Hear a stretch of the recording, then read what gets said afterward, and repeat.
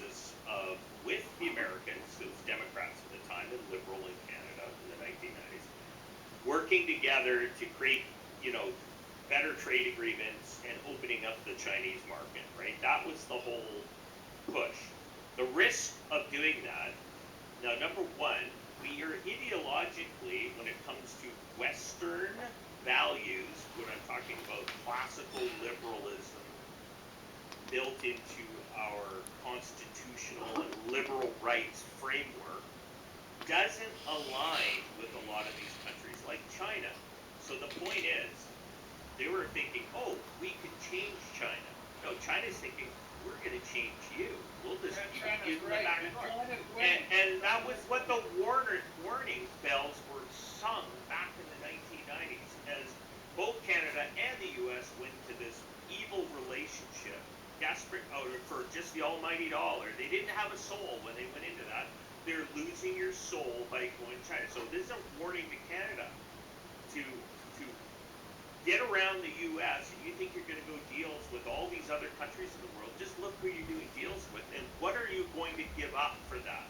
You're going to lose your soul. Your soul is what makes up your country, and which means you have to give a chunk of who you are. Okay, hold on. And they've done it, and that's what's happening. Wait a sec. Hold on. You understand better than most that the Western values, our culture, our whatever the fuck we were, that is gone. That's dead. That is buried. We're South Asia now. We're China-like. We're indigenous. Whatever the hell. But we're nothing. We're no Western civilization, human rights. All that classical liberalism is gone. It's dead and buried in Canada. And I don't think it's coming back unless we get annexed by the United States. Now, just to show that this isn't related just to Canada, that we're not just the only victims of this plague, take a look at this clip here. This is some frickin' hockey puck. Over in there, the UK friends will recognize the UK Parliament there. Let's see how they get on. Mr. Speaker, in our public services, almost everywhere you look, outdated digital and data systems trap us in the past. We are razor focused on reforming the state, and central to that is a free, universal digital ID that will bring the state to all the citizens and improve access to state services.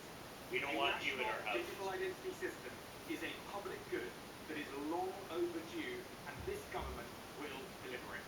Mr. Speaker, in our public services, almost everywhere you look, outdated digital. All right, so we got this moron. Let's kill that. All right. So digital ID is a big part of it. This is something that was initiated and up and running in China. So that's already happening.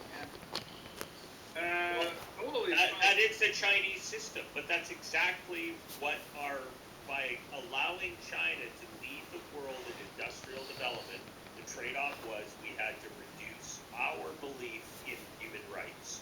And the human rights, I'm not talking about socialist collectivism, or